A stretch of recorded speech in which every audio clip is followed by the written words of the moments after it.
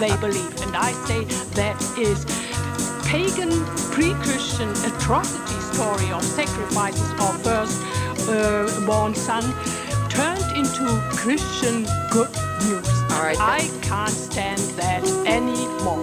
We all are in this cultural trance. Some people don't believe in God and some people do.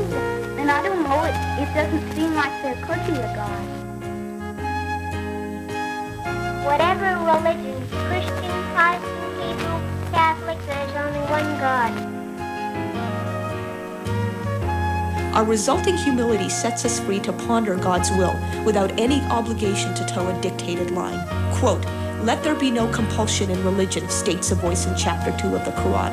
Quote, "Unto you your religion, unto me my religion," echoes another voice in chapter 109. And in between there is this, quote, "If God had pleased, he would have made you all one people, but he has done otherwise. Ain't that the truth?" But I know a lot of scientists believe in God. Islam has got its own fundamentals that you can't change over the ages until the day of judgment, as we believe. But there are other things can be changeable.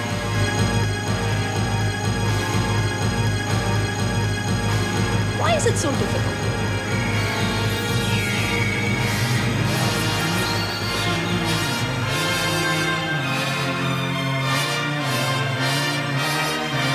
Why is it so difficult?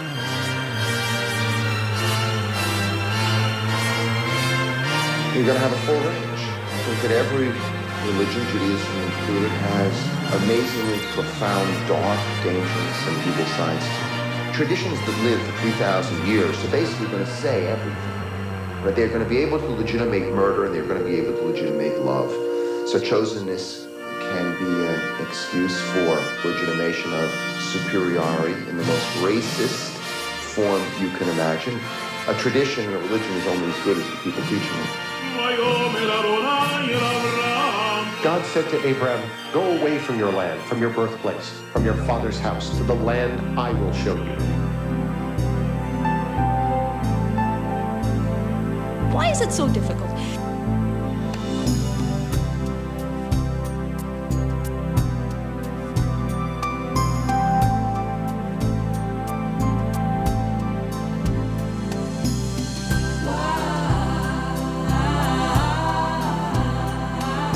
Here's the standard.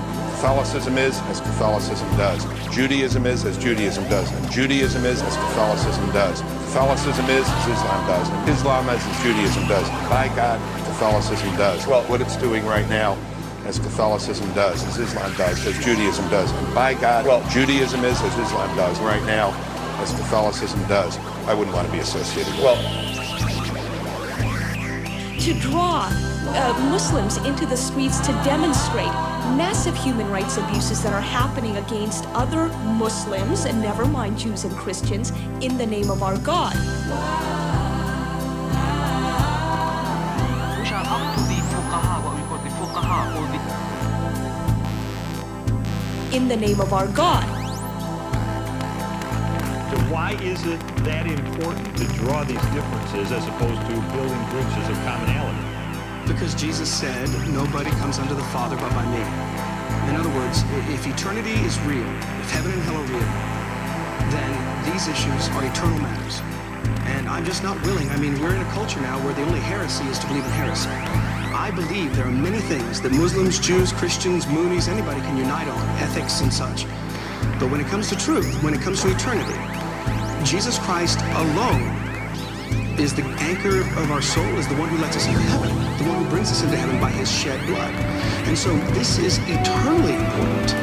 I'm not necessarily so focused on temporal events and temporal fights that I would neglect the fact that we're going to be dead a whole lot longer than we're going to be alive.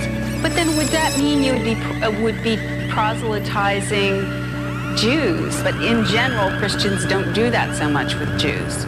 And they should. I'll go even farther, Miss Deborah, if you would. If you use the word proselytize, I proselytize Baptists. I mean, I'm a Baptist. I happen to be one. But being a Baptist doesn't make you a Christian. God will not ask me any of those questions. He will ask me, what did I do with the God-man, Christ Jesus, and his offer of salvation? That's it. They should destroy the figures that they made and just worship Allah alone. You're listening to It's All in Your Head FM, straight talk about the God Man. There's none like you. Worship you, O Prince of Peace. That is what I want to do. I give you praise, for you are my righteousness.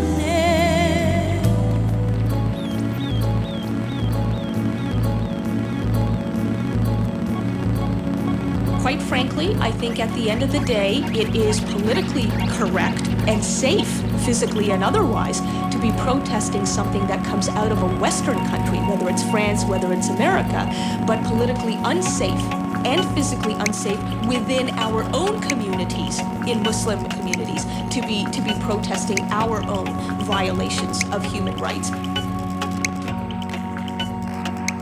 It's a very prickly issue because, you know, every faith group says our path is right. I mean, as Muslims, the Quran is pretty clear. It says the concept of Trinity, the concept of Jesus being God and divine is not correct. Seems here, though, that we've got, by his own words, a irreconcilable difference between Christianity and Islam. That Islam specifically says that God didn't have a son, that Jesus didn't really die on the cross. I mean, these are irreconcilable differences.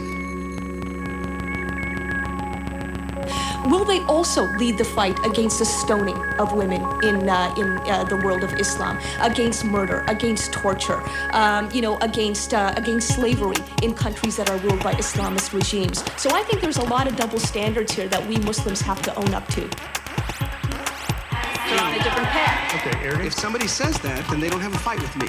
They have to fight with the Bible, because the Bible's explicit in saying that Jesus alone is Lord. The Orthodox evangelical Christians believe that only Jesus Christ saves and that everything else is idolatry. True Muslims, of course, as Dr. Hasbullah is, they believe that the straight path, through the Prophet Muhammad and the scales of Surah 23. What's interesting is we have a culture that rejects both those messages. We have a culture that says, let's not speak in truth claims or absolute truth or absolute issues because it tends to divide. Reform means obviously not taking the Quran literally, but it also means not taking multiculturalism literally.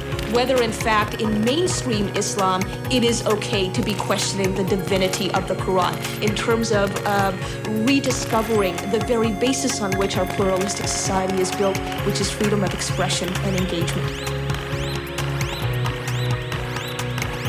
You can imagine what Abu Lahab thought when his very own nephew, Muhammad, started telling the Quraysh that their idol worship was wrong.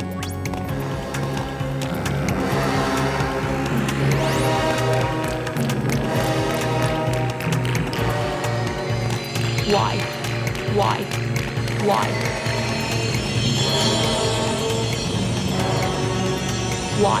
What is everyone so afraid of?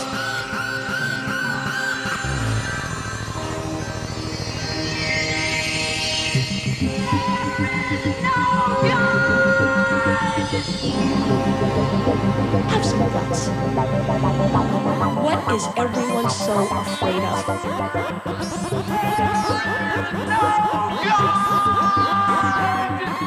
Have some guts. We've got to step up to the plate as individual Muslims and say enough is enough. I'm taking back my faith.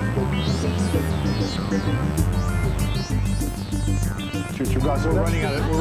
That's I don't harp on that difference because... I understand. We're running out of time. I just have to wrap it up and say I understand where you're coming from. There are these differences. There are these distinctions.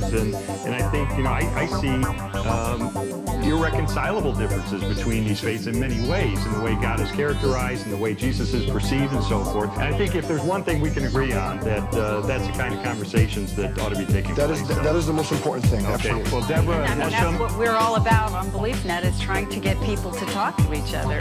It's the only way.